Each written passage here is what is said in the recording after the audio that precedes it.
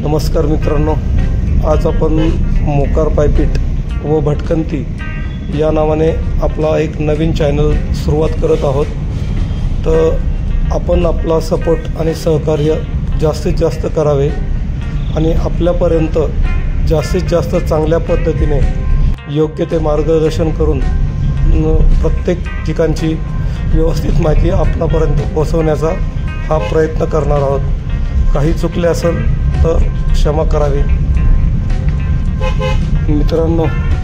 तसंच आज आपण एक अपरिचित गड बघण्यास जाणार आहोत, त्याचे नाव आहे कैलासगड। तर बघूया कैलासगड कसा आहे। हा एक टेहाळणी बुरुज म्हणून गड आहे। वडुस्ते गावाच्या पुढे गेल्यावर आपल्याला किल्ले कैलासगड हा बोर्ड बघायला मिळेल। थोडा कॉर्नरलाच आहे, त्यामुळे चौकात जावे आणि येथूनच हा गड चालू होतो। ही अशी पाटी आहे कैलासगड आणि येथून वरती छोटीशी वाट आहे, इथनं आपल्याला वरती चालायचे आहे।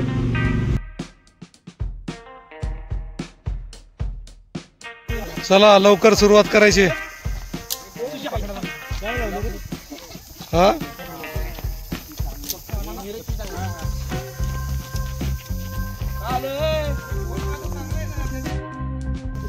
कैलासगडाला ट्रेकला सुरुवात आहे का नाही? येतीन स्टार्ट। जय भवानी। चला किरण शेठ, आपण शेवट आहात। कैलासगडाला आपण सुरुवात केलेली आहे। 10 मावळे वरती गेलेले आहेत।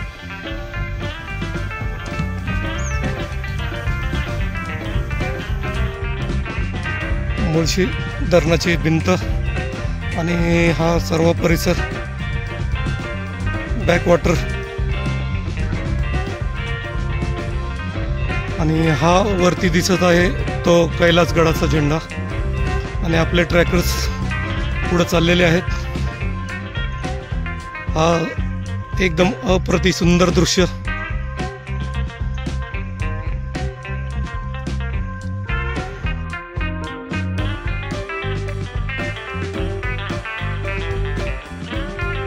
चला मित्रांनो, या पुढील टप्प्यास आपण सुरुवात करूया।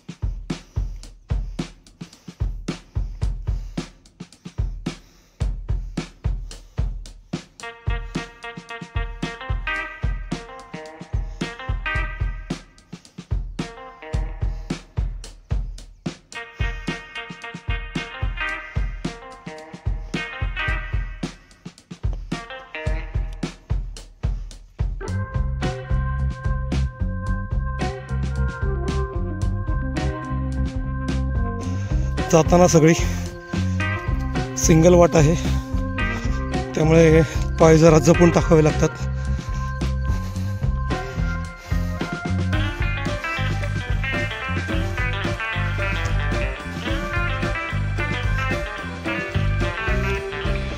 धबधबा वॉटरफॉल पण सध्या पाणी नाहीये, थोडंसं थेंब थेंब कळतंय, कारण आपण जूनच्या पहिल्या आठवड्यातच येथे आलेलो आहोत। येथून सुद्धा हे दृश्य दिसते, मुळशी डॅम बॅकवॉटर।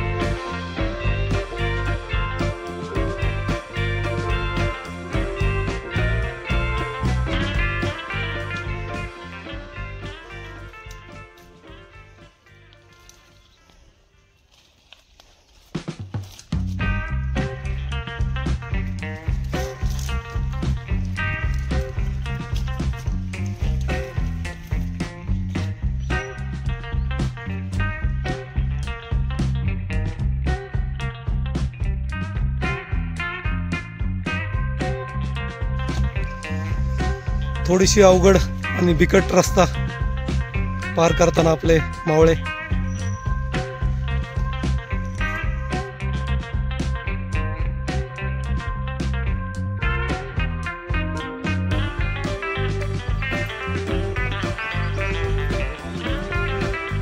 थोडीशी अवघड वाटे आणि इथं थोडा रोप लावलेला आहे पकडण्यासाठी.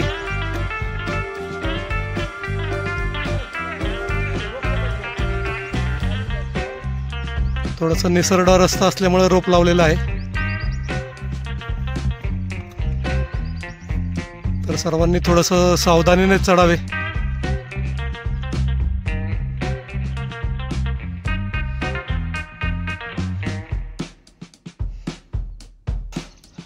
मित्रांनो, या टप्प्यावर फोनची रेंज आल्यामुळं आमचा एक मावळा फोनवर बोलत असताना, किरण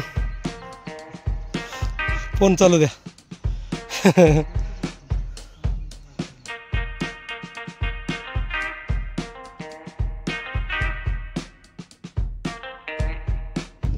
गड्यावरती आल्यानंतर हा वरती भगवा झेंडा फडकवलेला आहे. साधारणतः नॉर्मल स्पीडने जरी आलं तरी 45 मिनटं हा गड चढण्यासाठी लागतात. 1 किलोमीटरचा ट्रॅक आहे हा भगवा झेंडा. आणि आपल्याला व्ह्यू सुद्धा दाखवतो.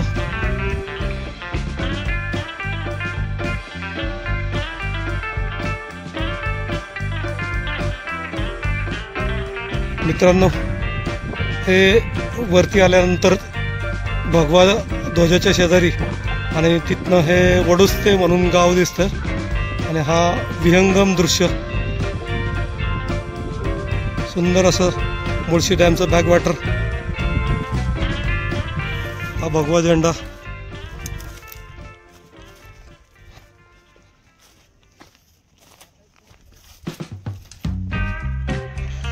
समोर आहे ती मुळशी डॅमची भिंत आहे आणि तो समोर त्याच्याच पलीकडे पुण्याला जाण्याचा रस्ता दिसत आहे. आणि हा वरती गडावरचं मंदिर आणि बालेकिल्ला. तर असा हा छोटासा एक टेहळणी किल्ला म्हटला तरी चालेल.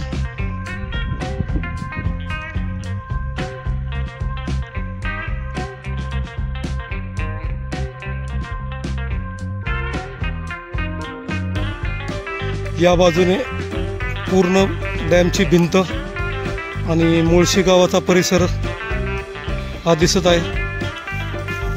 2 घळीमध्ये हे सर्व पाणी विस्कुरलेले आहेत.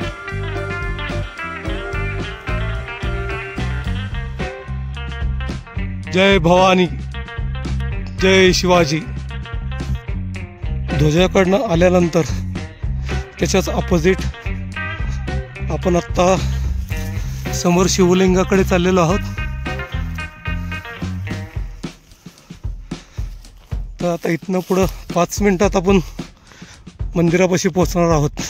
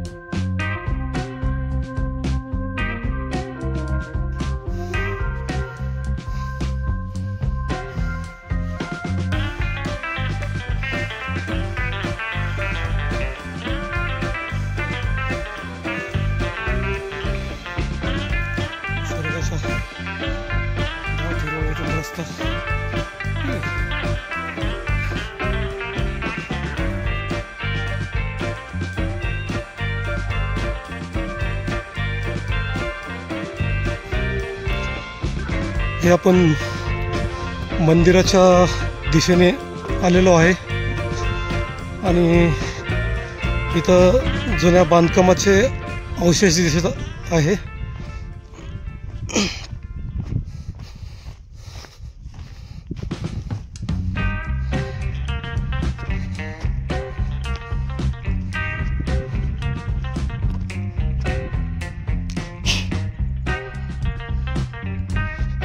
आणि समोरच हे एक छोटं मंदिर आहे.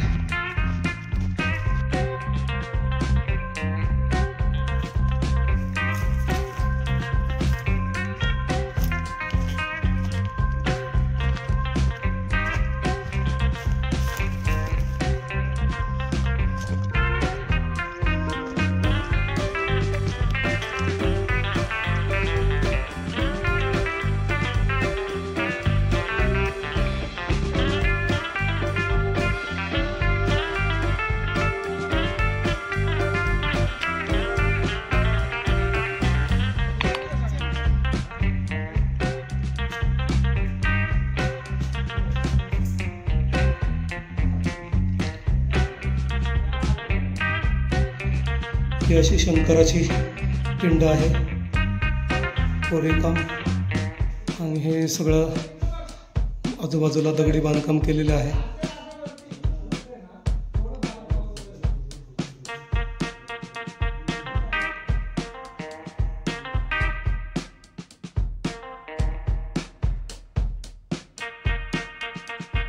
मित्रांनो, बांधकामाचे अवशेष जिथं आहे त्याच्याच उजव्या हाताला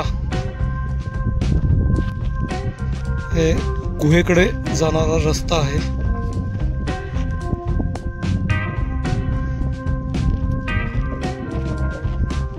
पाण्याच्या दिशेने. मित्रांनो, गुहा ही थोडी खालच्या साईडला आहे, त्याच्यामुळे लक्षात येत नाही लवकर. थोडा उतरता रस्ता आहे परत पाण्याच्या दिशेने.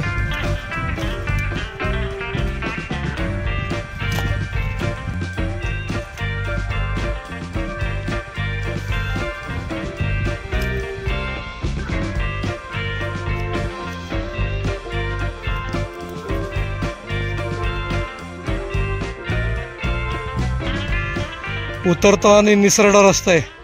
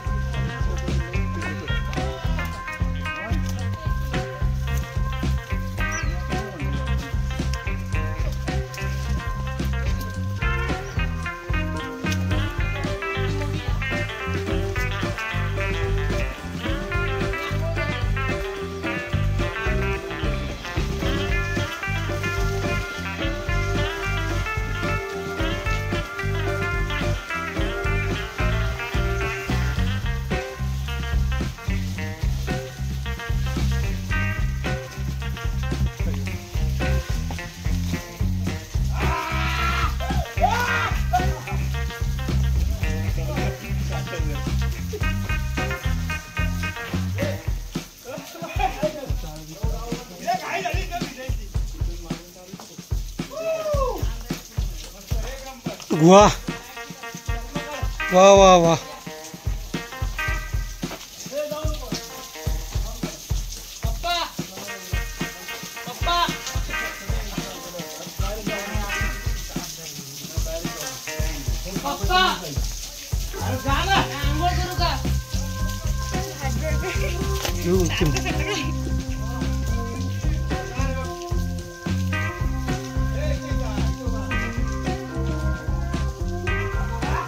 हा,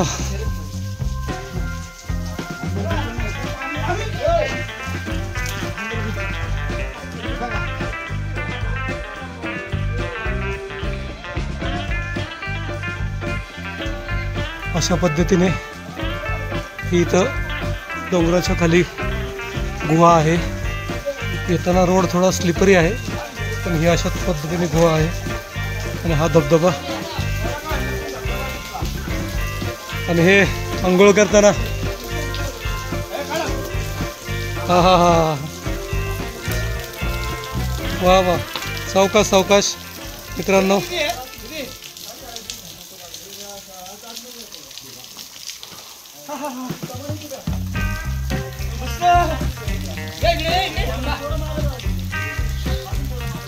भिजण्याचा आनंद, पाऊस पडला नाही त्याच्यामुळे भिजण्याचा आनंद घेत आहे का नाही?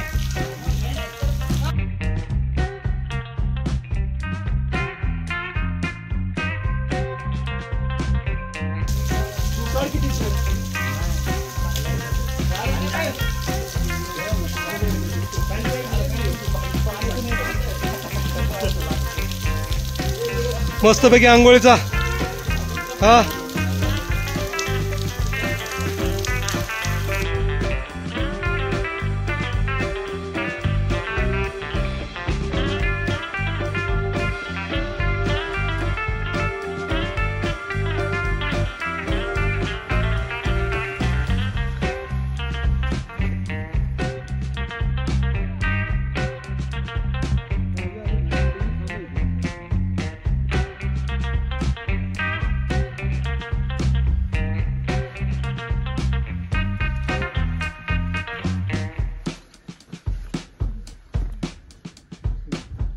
फाटा इथं जवळच आहे.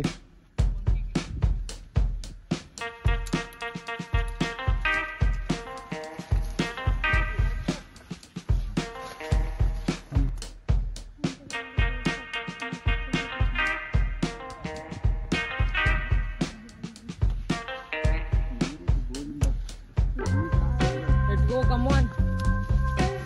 Come on.